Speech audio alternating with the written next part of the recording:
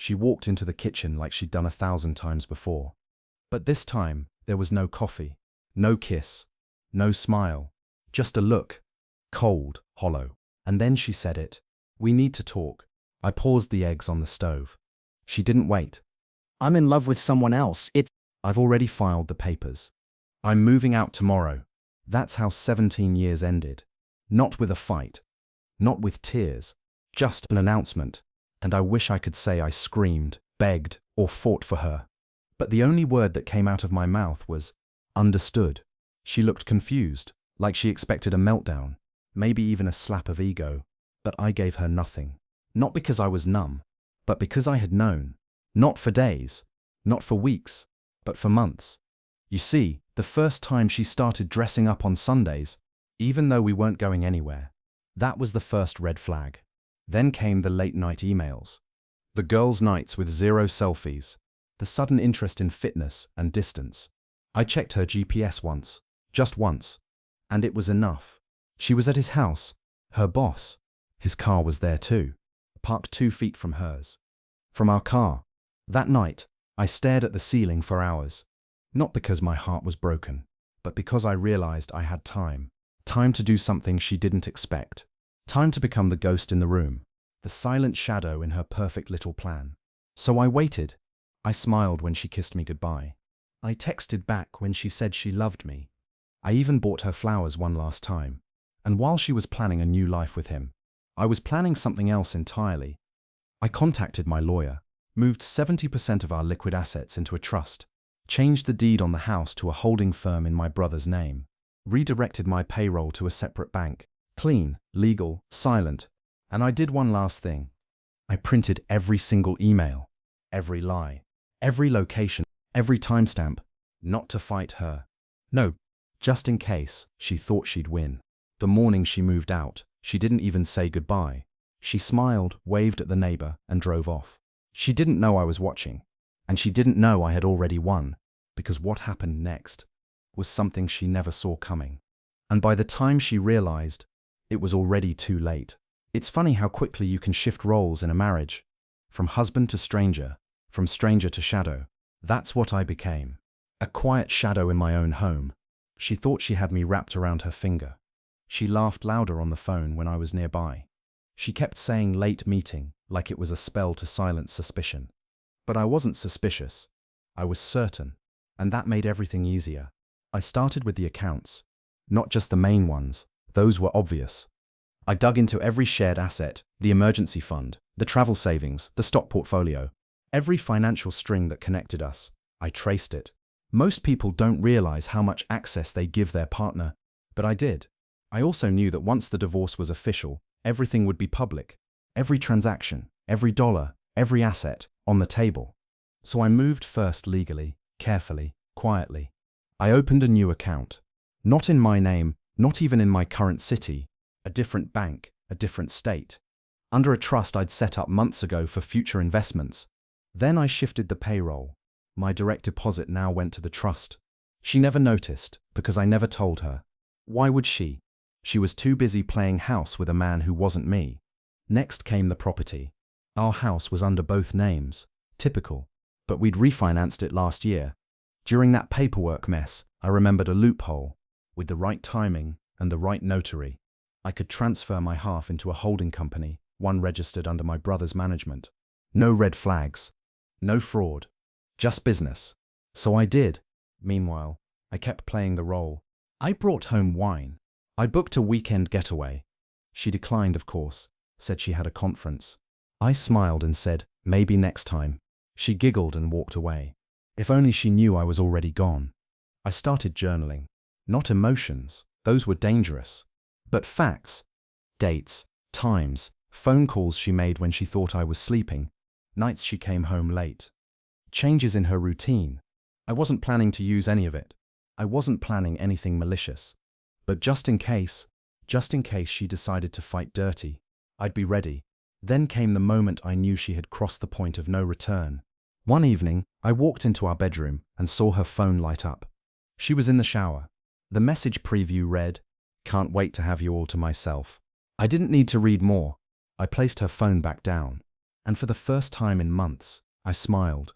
Not out of hurt, but out of clarity. She had made her move. Now it was my turn. People think betrayal starts with a scream, a fight, a dramatic walkout. But the truth is, it starts with silence. The kind of silence that creeps into your bedroom at night, where her back is turned, and your thoughts are the only thing keeping you warm. Our marriage wasn't perfect, but it wasn't broken either. We laughed. We fought. We had routines. We were safe, until we weren't. It started small. A new perfume. Strong, sharp, nothing like her usual warm vanilla scent. She said it was a free sample. Then came the phone on silent, always face down. Just work stuff, she'd say, brushing past me. But the real giveaway? She stopped asking about my day. That's when you know something's wrong. Not when someone argues, but when they stop caring. She began working late more often. Team dinners. Big projects. Yet somehow, her company had no idea when I asked about those events at their open house. One night, I stayed up and watched the door. She came in at 2:13 a.m. Makeup smudged, lips slightly swollen. And for the first time in years, she didn't kiss me goodnight. She walked past me, didn't even notice I was awake. I stared at the ceiling for hours. Not from heartbreak, but calculation. That's when I started paying attention. Her calendar had lunch meetings, but she came home without leftovers. She wore heels to the office even on casual Fridays. And when I hugged her, she smelled like his cologne. I knew it, not in the way you suspect, but in the way your gut twists with confirmation. Still, I said nothing. Not because I was weak, but because I had work to do. I started gathering things, not evidence, but knowledge. Financial records, joint accounts, who held what, in whose name. While she was out playing games, I was mapping out the battlefield. Then came the email. I wasn't supposed to see it. It popped up on her iPad when she left it charging. Just 4 lines. He's clueless. Everything's almost done. We'll be free soon. I love you. I closed the app without reading the sender. I didn't need to. I had all the confirmation I'd ever need. But I didn't confront her. Not yet. Instead, I smiled the next morning, made her favorite breakfast, packed her lunch, and kissed her on the forehead before she left. She said, "You're being sweet today." I replied, "Just grateful." She had no idea that I had stopped being her husband and started becoming her reckoning. They say arrogance makes people blind. In her case, it made her deaf too, because she didn't hear the silence, didn't sense the calm, didn't notice that I wasn't fighting back. And that scared her lawyer more than it scared her. I got another email. Please respond to the proposed settlement within 48 hours, or we will proceed with court filing. I read it while eating cereal. Dry. No milk. Didn't even blink. Attached were the same ridiculous demands. The house, which she no longer legally owned, the savings, most of which had already been moved, and the car, which, fun fact, was still under my name through my business. But I didn't correct them. Didn't call her bluff. Didn't send a counteroffer. Just replied, "Thank you, reviewing with counsel," and I went back to my day. She, on the other hand, was living it up. Photos of wine glasses clinking, hashtags like starting over and freedom feels good. Even a story with her boss at a lakeside cabin. Caption, "Finally where I belong." I watched in silence. Let her build the illusion. Let her float higher. It would only make the fall harder. The lawyer called me that week. "She's pushing for a quick resolution," he said. "She thinks you're avoiding confrontation. She's expecting collapse, emotion, rage." I chuckled. "I'm just letting her win, in her head." He paused. "Smart. You ready for court?" I've been ready since the night I saw that text. The court date was set. 3 weeks out. I spent the time quietly organizing files, printing records, cataloging every transfer, every document, every receipt. I didn't need to fabricate anything. I just needed to show the truth. I also made one subtle move. I asked my attorney to request a forensic audit of our accounts. Routine, I said. Standard protocol. What she didn't know was that she'd used my credit card once for a hotel she booked under her name and his. That line item, buried in hundreds of statements, would now sit under a spotlight, and that would change everything. But still, I stayed quiet. She came by the house once to collect a few things. Didn't even knock, just used her key, She strutted in like a queen reclaiming her castle. Left a scented candle burning in the kitchen. Her way of saying, "I'm still in control." I let it burn. I even watered her old plants. Because I wanted her to feel safe. Right up until the moment I took everything back. The night before the court date, I got one last message from her. Let's try to keep this civil. No need to turn it into a war. War? She had no idea what a real war looked like. And tomorrow, she would find out. It came on a Thursday morning. I was drinking my coffee, scrolling through the news, letting the hum of the world distract me. Then, I heard the familiar ding from my inbox. One new message. Subject, regarding the divorce. I didn't need to open it. I already knew. But I did. Of course I did. I'm sorry you had to find out this way. I didn't want to hurt you, but I've made up my mind. This isn't sudden, even if it seems like it. I've been unhappy for a long time. Please don't try to contact me right now. I need space. My lawyer will be in touch soon. No name. No signature. Just a timestamp and silence. I stared at the screen for a few seconds. Then I closed the email, took another sip of coffee, and opened my work calendar. Meeting at 11. Lunch with a client at 1 point. Business as usual. I didn't reply. What was there to say? She didn't break the news to my face. She didn't ask for a conversation. She didn't even flinch. Just a cold, lifeless paragraph sent before sunrise, like she couldn't bear the thought of seeing my reaction. Or maybe she didn't want to see that I had none. That night, she didn't come home. Didn't text, didn't call.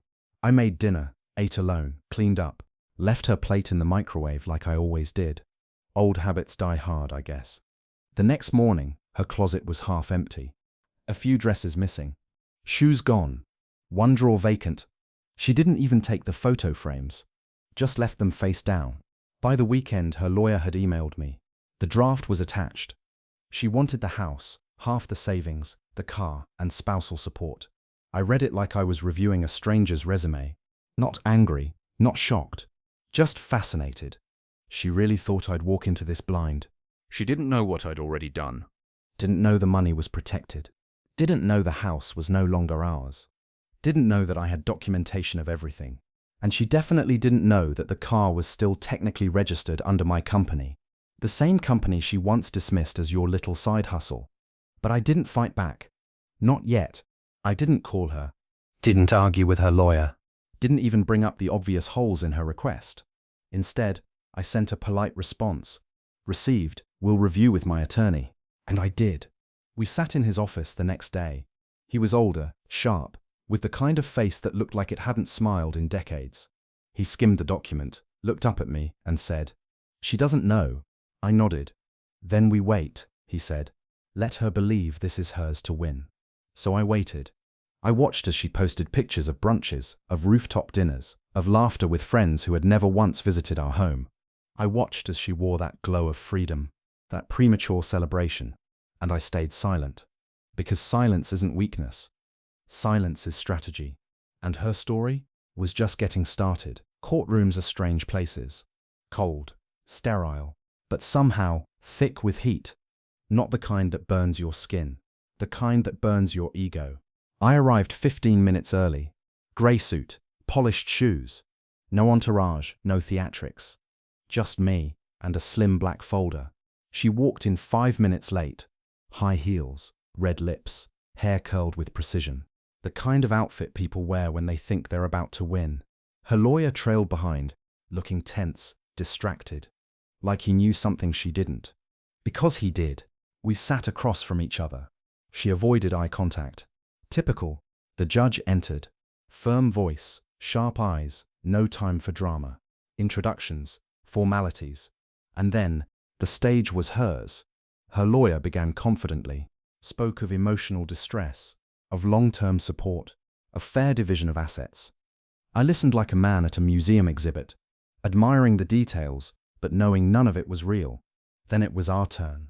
My lawyer stood. He didn't raise his voice, didn't perform. He just handed the judge a file. "We'd like to submit documentation of all asset transfers conducted prior to separation, all within legal parameters, as well as ownership records of the property in question, now under a third-party trust established before the date of divorce proceedings." The judge glanced through it. Brows furrowed.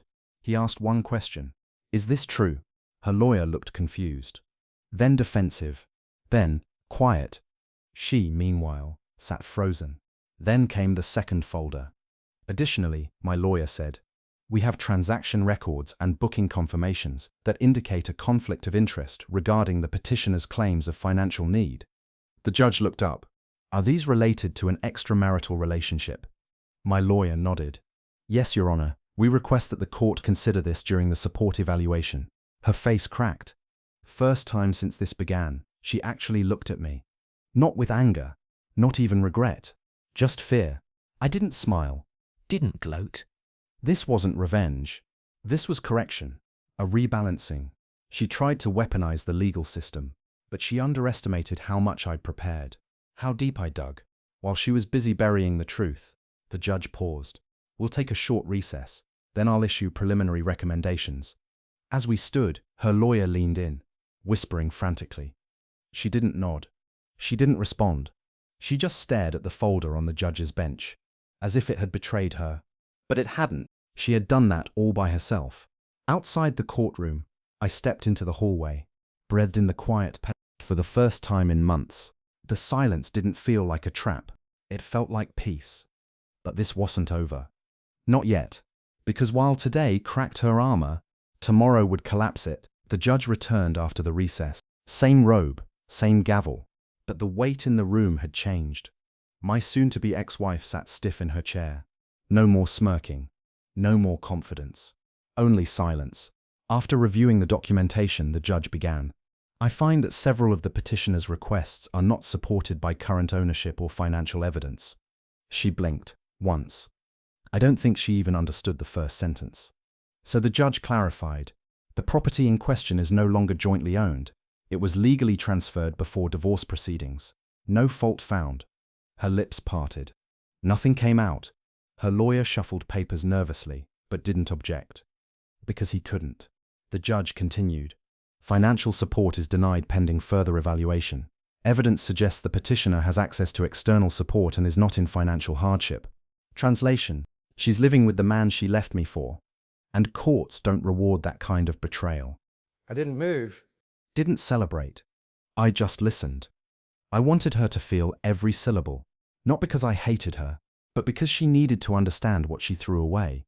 When the judge dismissed us, the courtroom emptied quickly. Except for her. She stayed seated, staring at nothing, hands clenched around her designer purse like it was the last thing she owned that still belonged to her.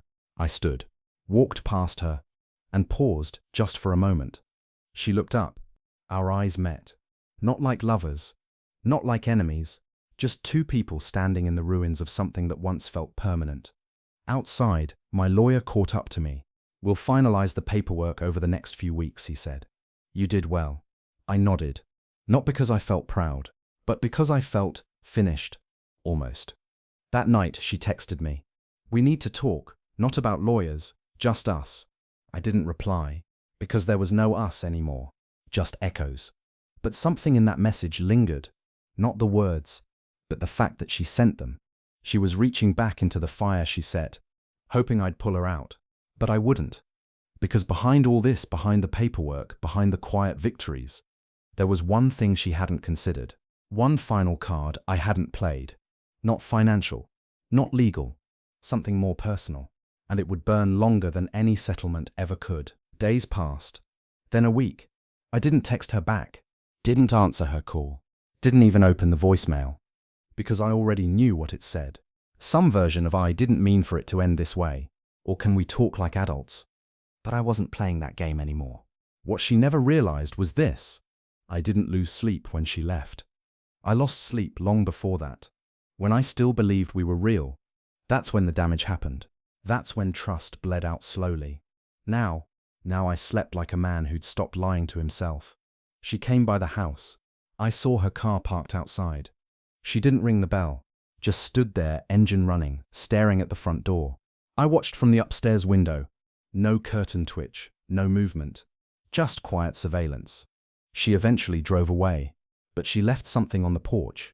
A small envelope. No name, just a red wax seal. Inside, a photo. Us, years ago. Laughing, young, stupid. And a handwritten note. I don't expect forgiveness. I just miss you. For a second. Just a second. I felt something stir. But it passed. Because memories don't erase manipulation, and regret doesn't rebuild trust. I kept the note. Not to remember her, but to remember the lie. Meanwhile, her world began to shrink. Mutual friends stopped inviting her. Her freedom posts slowed down. And her boss, well, let's just say, when the forensic audit revealed the hotel charge, it became more than just a messy breakup. It became a scandal. She lost the promotion she was chasing. And from what I heard through quiet channels, she was taking some personal time. Translation: her fantasy life was cracking, not because I attacked her, but because she built it on sand. And while she was unraveling, I was rebuilding. I bought a small condo in the city. Minimalist, quiet, mine. Started taking evening runs. Joined a weekend workshop on business mentorship. Nothing loud, nothing flashy, but everything she never imagined I'd do. Not without her. One night, I got a message from an old friend. She asked if you're seeing anyone, thought you should know. I didn't reply, because it didn't matter if I was. What mattered was that she still thought she had access, still thought she could orbit around what she'd burned. But she was wrong. Because forgiveness isn't forgetting. It's accepting that some people are chapters, not endings. And she was just a footnote. In a story I was still writing, there's a silence people carry when the world stops clapping for them. I started hearing that silence in her footsteps, the ones that didn't reach my porch anymore. No more texts, no more notes, no more red-lipped smiles in my driveway. Just absence. And that said more than her voice ever could. I got a message one night. Blocked number. But I knew it was her. Hey, I just wanted to say, I get it now, I really do. You didn't deserve what I did. I wish I'd understood what I had before I broke it. There was no punctuation at the end, as if she couldn't decide whether it was a question, a confession, or a scream. I didn't reply, not because I wanted to hurt her, but because I'd already said goodbye. Silently, completely, weeks went by. Then one morning I saw her again, at a cafe downtown, hair tied back, no makeup, eyes dull. She didn't see me, but I saw everything. The weight in her shoulders, the nervous sip of her coffee, the way she looked at couples walking by, like she was trying to remember how that used to feel. My friend leaned over and whispered, "She looks like she's aged 10 years. I nodded, but not with satisfaction, with understanding. Because grief doesn't just age you, it rewrites you. And she was living a version of herself that didn't know how to be without me. I heard she tried to rekindle things with her boss. Didn't last. Apparently guilt isn't good glue, and neither is shame. They never even made it public. Too messy, too real. Meanwhile, I kept moving, signed a consulting contract, started mentoring a few young founders, built something small, something solid, something her hands never touched. And for the first time in a long time, I smiled without wondering if I was being watched. Then it came, a letter. Not typed, not emailed, handwritten, pages long. I won't read it all here. You don't need the details.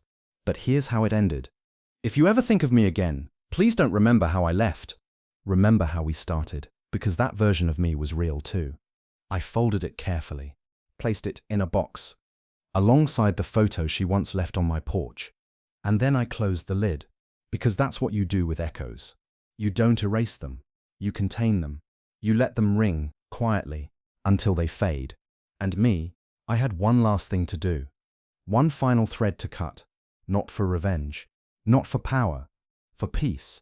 There's a certain kind of silence that feels earned. Not empty, just finished. That's the silence I woke up to one Saturday morning, when the last piece of the plan fell into place. It wasn't flashy. No courtroom, no drama, no witnesses. Just a quiet meeting with my lawyer, a signed document, and a final decision. I was transferring the last of our shared assets, the legal loose ends that had remained untouched. But not to her. It wasn't about punishing her. To charity. It was about severing the last tie without ever touching the rope. That money, she had once dreamed of using it. Now, it was going to build schools. To build a life I was never invited into. Support shelters. She never saw it coming. Create something that didn't end in betrayal. Because she thought the silence meant I was done. is just strategy with a soul. But silence.